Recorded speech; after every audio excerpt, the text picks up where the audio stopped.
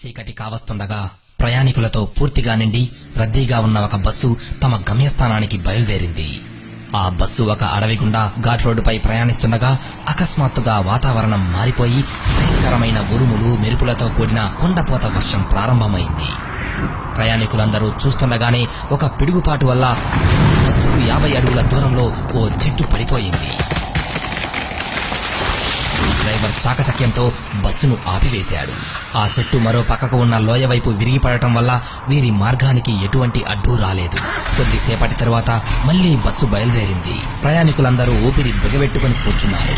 ఆ బస్సు మరో 2 కిలోమీటర్లు వెళ్ళిందో లేదో మరో పిడుగు బస్సుకు 40 అడుగుల దూరంలోని చెట్టుకు కొట్టింది. డ్రైవర్ చాకచక్యంతో మళ్లీ బస్సును ఆపేశాడు. మూడోసారి పిడుగు 30 అడుగుల దగ్గరలో కొట్టింది. ప్రయాణికులలో భయం తారాస్థాయికి చేరుకుంది.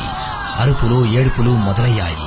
అప్పుడే బస్సులో ప్రయాణిస్తున్న ఓ పెద్ద మనిషి, చూడండి, మనందరిలో ఈరోజు పిడుగు ద్వారా మరణం రాసిపెట్టి ఉన్న వ్యక్తి ఎవరో ఉన్నారు. అతని కర్మ మనకు చుట్టుకుని మనందరం కూడా అతనితో పాటు చావవలసి వస్తుంది. నేను చెప్పేది జాగ్రత్తగా వినండి. ఈ బస్సులో నుంచి ఒక్కొక్క ప్రయాణికుడు క్రిందికి దిగి అదిగో ఎదురుగా ఉన్న ఆ చెట్టును ముట్టుకొని మళ్లీ బస్సులో వచ్చి కూర్చోండి.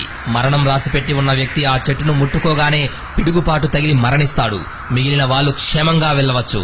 ఒకరి కోసం అందరూ చేస్తారో అందరి కోసం ఒక్కరు చేస్తారో ఆలోచించుకోండి అన్నాడు. చివరికి ప్రయాణికులు ఒక్కొక్కరిగా వెళ్లి ఆ చెట్టును ముట్టుకుని రావడానికి సిద్ధపడ్డారు. మొదట ఆ పెద్ద మనిషే మనసులో చాలా భయపడుతూనే వెళ్లి ఆ చెట్టును ముట్టుకున్నాడు. ఏమీ జరగలేదు. అతడు ఊపిరి పీల్చుకుని క్షేమంగా వచ్చి బస్సులో కూర్చున్నాడు. ఇలా ఒక్కొక్కరు భయపడుతూనే వెళ్లి ఆ చెట్టును ముట్టుకుని వచ్చి బస్సులో కూర్చోసాగారు. చివరికి ఒకే ఒక ప్రయాణికుడు మిగిలాడు. ఇక మరణించేది అతడే అని అందరికీ పూర్తిగా నిశ్చయమైపోయింది. చాలా మంది అతని వైపు అసహ్యంతో కోపంతో చూడసాగారు. కొందరు జాలిపడుతూ చూడసాగారు. అతను కూడా భయపడుతూ బస్సు దిగి చెట్టును ముట్టుకోవడానికి నిరాకరించాడు. కానీ బస్సులో ప్రయాణికులందరూ నీ వల్ల మేమందరం మరణించాలా, వీల్లేదు అంటూ బస్సు నుంచి బలవంతంగా అతన్ని క్రిందికి నెట్టారు. చేసేదేమీ లేక చివరి వ్యక్తి వెళ్లి ఆ చెట్టును ముట్టుకున్నాడు. వెంటనే పెద్ద మెరుపులతో పిడుగు వచ్చి కొట్టింది. తరువాత భయంకరమైన శబ్దం వచ్చింది. కానీ పిడుగు వచ్చి కొట్టింది ఆ చివరి వ్యక్తిపై కాదు, బస్సుపై.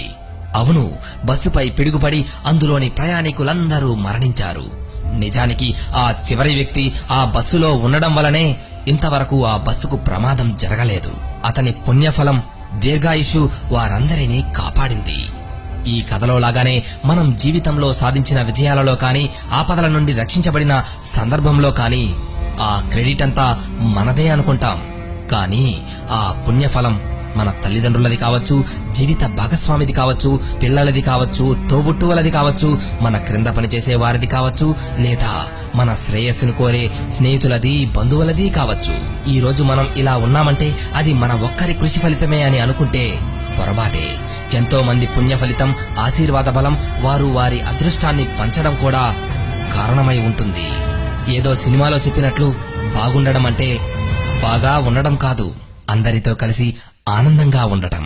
ఒక్కరిగా అయితే మనసులోనే నవ్వుకోగలం, కానీ అందరితో మనస్ఫూర్తిగా ఆ నవ్వును పంచుకోగలము, ఆనందాన్ని పెంచుకోగలము. ఏమంటారు? సర్వే జనా సుఖినో భవంతు.